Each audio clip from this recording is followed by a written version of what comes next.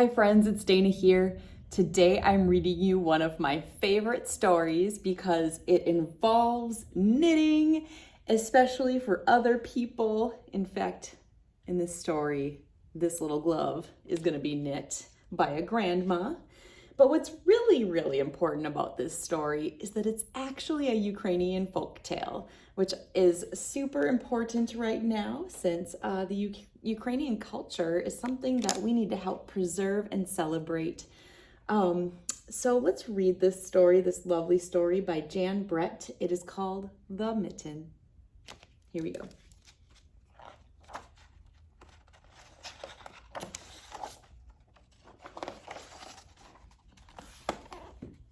Once there was a boy named Nicky who wanted his new mittens made from wool as white as snow.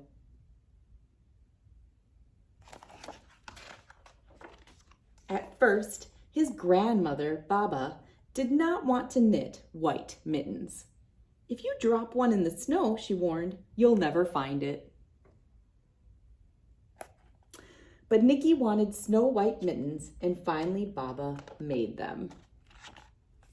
After she finished, she said, "When you come home, first I will look to see if you are safe and sound, but then I will look to see if you have your snow white mittens." So off Nicky went, and it wasn't long until one of his new mittens dropped in the snow and was left behind. A mole, tired from tunneling along, discovered the mitten and burrowed inside. It was cozy and warm and just the right size, so he decided to stay.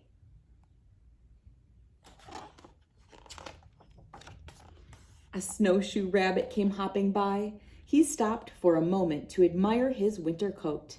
It was then that he saw the mitten, and he wiggled in feet first. The mole didn't think there was room for both of them, but when he saw the rabbit's big kickers, he moved over. Next, a hedgehog came snuffling along. Having spent the day looking under the wet leaves for things to eat, he decided to move into the mitten and warm himself. The mole and the rabbit were bumped and jostled, but not being ones to argue with someone covered in prickles, they made room. As soon as the hedgehog disappeared into the mitten, a big owl, attracted by the commotion, swooped down. When he decided to move in also, the mole, the rabbit, and the hedgehog grumbled. But when they saw the owl's glinty talons, they quickly let him in.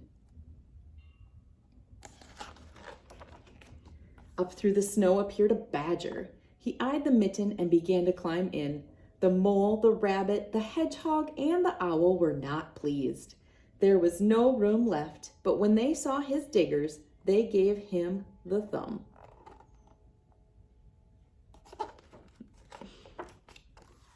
It started snowing, but the animals were snug in the mitten. A waft of warm steam rose into the air, and a fox trotting by stopped to investigate. Just the sight of the cozy mitten made him feel drowsy. The fox poked his muzzle in. When the mole, the rabbit, the hedgehog, the owl, and the badger saw his shiny teeth, they gave Fox lots of room. A great bear lumbered by. He spied the mitten all plumped up. Not being one to be left out in the cold, he began to nose his way in. The animals were packed in as tightly as could be, but what animal could argue with a bear? The mitten swelled and stretched. It pulled and bulged to many times its size, but Baba's good knitting held fast. Along came a meadow mouse, no bigger than an acorn. She wriggled into the one space left and made herself comfortable on top of the great bear's nose. The bear, tickled by the mouse's whiskers, gave an enormous sneeze. Achoo!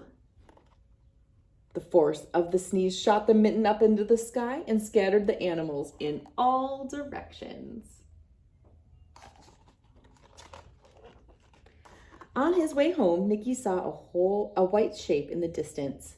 It was the lost Mitten silhouetted against the blue sky.